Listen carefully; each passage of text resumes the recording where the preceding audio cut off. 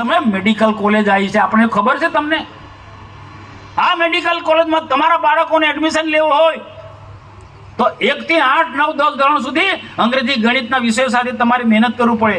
Engineering college અહીંયા છે ભચોરાણામાં, મકાન અમે બેન સાથે એનું ખાતમુહૂર્ત કર્યું, ટૂંક સમયની અંદર અમે ઉદ્ઘાટન કર્યું છે. ભરૂચમાં કોલેજ ચાલે છે એન્જિનિયરિંગ કોલેજ. તો અહીંયા નર્મદા જિલ્લામાં એન્જિનિયરિંગ કોલેજ છે, મેડિકલ કોલેજ છે. તો એનો લાભ કોને મળશે? આપણે સારી રીતના આપણા બાળકોના સારા ટકા નહીં લાવે તો આ સીટો બીજા જિલ્લાના લોકો લઈ જશે. તો રાજપીપળાના લોકો, નર્મદા જિલ્લાના લોકો પણ હું દરેક જગ્યાએ અપીલ કરું છું કે મેડિકલ કોલેજમાં આપણા છોકરાને એડમિશન મેળવવું હોય તો મહેનત કરવી પડે. અંગ્રેજી ગણિત જેવા વિષયોમાં ખૂબ મહેનત કરવું પડે. અને 10મા ધોરણમાં ને 12મા ધોરણમાં 50-60% હવે એ નથી, મહત્વ નથી.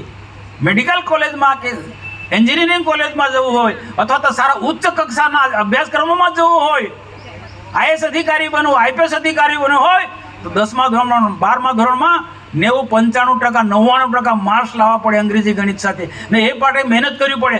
એક ક્ષેત્ર એવું છે કે મહેનત કર્યા વગર છૂટકો જ નથી. ને મોદી સાહેબ, ભારતીય જનતા પાર્ટીની સરકાર મહેનત કરાવે છે.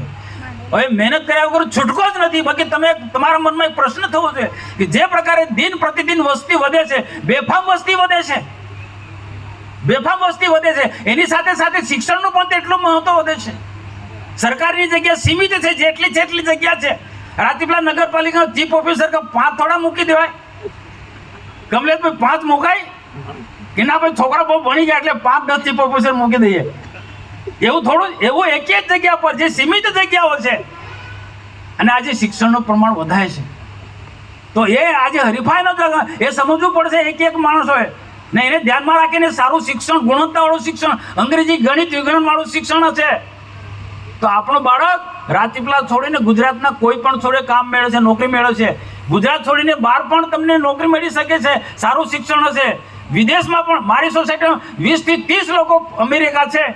હું જે સોસાયટી રાજેન્દ્રનગર સોસાયટીમાં રહું છું, 20 થી 30 ફેમિલી.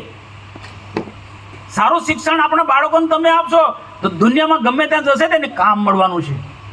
એની પાસે યોગ્ય શિક્ષણ ના હોય તો એ ઘરે જ રહેવાનું છે. તમે દુઃખી થાય એ દુઃખી થાય.